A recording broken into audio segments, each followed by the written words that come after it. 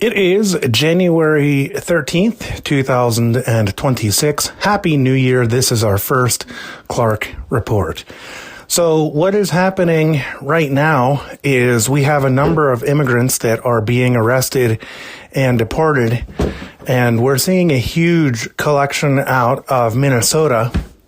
And the thing is that I'm kind of looking at with that is, if you do what those ICE officers are telling you, there will be no problem. I believe that these immigrants, if they are here illegally, they should be deported. If you are a protester and you are impeding ICE officials, you should be arrested.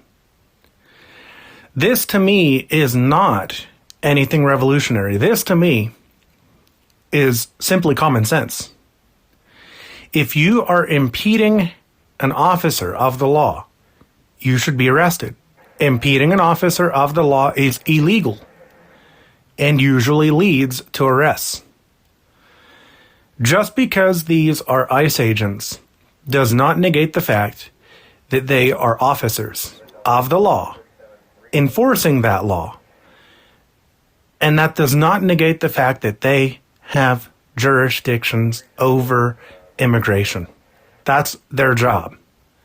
Their job is to have jurisdiction over immigration. And so, when somebody impedes their abilities, they should be arrested. So that is what is going on in Minnesota. There is a video just put out today by, I believe, the New York Times. They put out a video, or was it Washington Post? Anyway, one of them put out a video of a man from Honduras being arrested. He was thrown out of his car because the officers told him twice, get out of your car. Get out of your car or we're going to break in. He did not listen. They broke in. They do exactly what they said they would do. They arrested the guy. Protesters went nuts. Those protesters should also be arrested. They weren't. There is a left-wing media meltdown, and that creates protests by left-wingers. It's the way it is. And the thing that really gets me is Obama, Biden, Clinton. They all said, if you're here illegally, you will be deported. So I don't understand why this is an issue. We are no longer, it is, you become attacked by saying, I back the blue. Well, guess what? I back the blue. I unashamedly back the blue. I unashamedly will back our police officers. 100%. 100%. 9 times out of 10, our officers are spot on. 9 times out of 10, our officers are doing the correct thing. As a matter of fact, I can't think of a time when our officers didn't do the right things. And I'm not saying that they're perfect. I'm not saying that they're without error. But our officers are doing what our officers are trained to do. If you don't like our police, you have the right to try to reform our police in terms of writing letters or whatever the case may be. You do not have the right to impede upon traffic stops and arrests, because that is something that should be getting you arrested as well. So,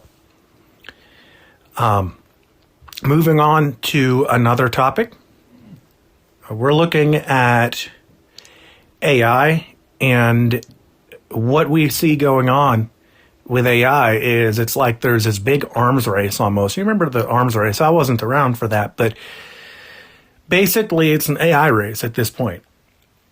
And the companies like Perplexity and Google and OpenAI and XAI, Grok or whatever, they are all in the process of raising considerable amount of money. And again, it's this big AI race to see who's going to raise the most money, who's going to create the most features, who's going to create the bang for your buck. But there are other things going on that isn't really being talked about too much in the free OpenAI market, where companies are still raising buku amounts of money. These open source AI services, such as Mistral or such as DeepSeek, these are open source AI tools. Meta is another one with their AI. These are open source AI tools, and they're raising billions of dollars. So I don't want to count the open source guys out. As a matter of fact, I think the open source guys are where it's going to really be this massive toss-up. And right now, there's a whole lot of attention on DeepSeek. DeepSeek is the Chinese model. I should say a Chinese AI. And we can use it here in America. And the thing is with DeepSeek, there are privacy concerns where people are saying that DeepSeek is impeding our privacy by everything that we send to it being funneled into China. Now, I don't doubt that. I don't doubt that for a moment. But I also don't doubt that the same thing is happening with Google and OpenAI and XAI or whatever Grok is considered to be. And you know why I can say that with almost 100% certainty is because of the fact that AI mines data. Every AI company is doing it.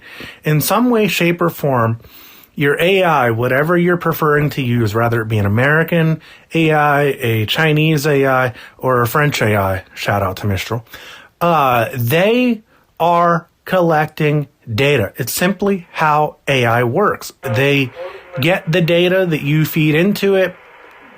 They all keep data for training and quality purposes, every one of them. And so you cannot tell me that they're not mining the data. But we want to point the finger at China, and we want to say, well, China is a security risk. And okay, maybe it is. But all of your AIs are mining data. Let's not look at this and just be one-sided. And that brings me to Venezuela, which I'll cover here in a minute. You do what the authorities tell you to do, and there won't be a problem. Romans 13 tells us that we are to be subjected to the authorities that are over us, okay? We should be praying for the authorities, not trying to dismantle them. We should be seeking to honor the authorities, not discredit them. And we should be seeking to be at peace with all individuals as much as it be possible. Now, getting on with Venezuela, the fact of the matter is, Obama wanted to get Maduro. Biden wanted to get Maduro. Trump wanted to get Maduro. And now here we are in Trump's second term, and we got the guy. Okay. And by the way, let's not forget the fact that Biden put a bounty out on Nicolas Maduro. Trump increased that bounty. Then Democrats again make a big deal because we got him. And they say, well, they attacked a sovereign nation. They did that. Well, guess what? The sovereign citizen concept does not hold up in court. It rarely holds up in court. I won't say doesn't. I'll say rarely. It rarely holds up in court. Do you really think a sovereign nation is going to hold up in court? The answer is no. That is where we're at. On this day, January 13th, 2026. That'll do it for this episode of the Brother Timothy Clark podcast. If you have any comments, questions, concerns, complaints, if you're listening on YouTube or Spotify, feel free to go ahead and put those in the comments on those particular platforms. I will respond accordingly on said platforms. If you are listening and you're not on YouTube or Spotify, you can drop me an email. My email address is TimothyClarkMusic@me.com. Once again, that email address is TimothyClarkMusic@me.com. My website address, if you'd like to reach out to me on some other form of social media, is online all the time over at TimothyClarkMusic.wordpress.com. Once again, that website address is TimothyClarkMusic.wordpress.com. And my name is Timothy. Thank you for joining us for yet another episode of the Brother Timothy Clark podcast. Until next time, may God bless you real good in Jesus Christ's mighty name. See ya.